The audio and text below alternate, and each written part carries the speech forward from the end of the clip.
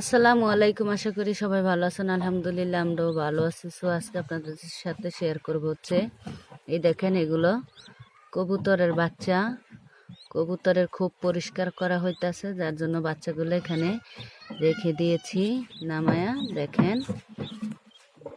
3 জোড়া বাচ্চা। তো এটা একবারে ছোট, কারণ এটা হচ্ছে মনে হয় 2-1 দিন হচ্ছে ফুটছে। এটার এই যে ডিমটা ডিমটা এখানে লুকায় রাখা হয়েছে, কারণ রোদ লাগলে ডিমটা ফুটবে না। তো এই ডিমটা ফুটবে 2-1 দিনে। তো এই হচ্ছে কবুতর, আর খুব পরিষ্কার হইতেছে। তো ভাবলাম আপনাদের সাথে শেয়ার করি। আসলে অনেক আনন্দ লাগে যখন কিছু পালা হয়, তার থেকে বাচ্চা কাচ্চা হয় বাড়ে, অনেক ভালো লাগে। তো এই হচ্ছে কবুতর। আবার একজোড়া আবার জবাই করেছি খাবার জন্য, ওইটা আবার বড় হয়ে গেছে।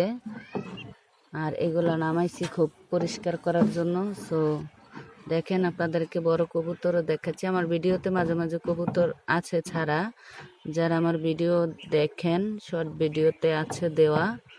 তো দেখাচ্ছি আপনাদেরকে কবুতর। দেখেন, ওই দেখেন কবুতর চালের উপর।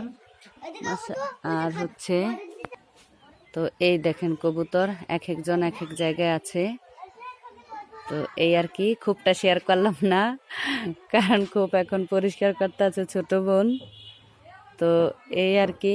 তো আলহামদুলিল্লাহ প্রায় কবুতর বেশি নাই, আছে কয় জোড়া, প্রায় 8-9 জোড়ার মতো আছে।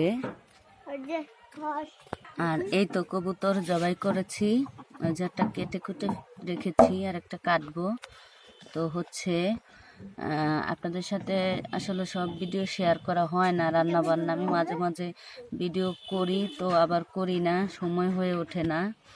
তো এই আর কি। তো ভিডিওটা শেষ করছি। আল্লাহ হাফেজ।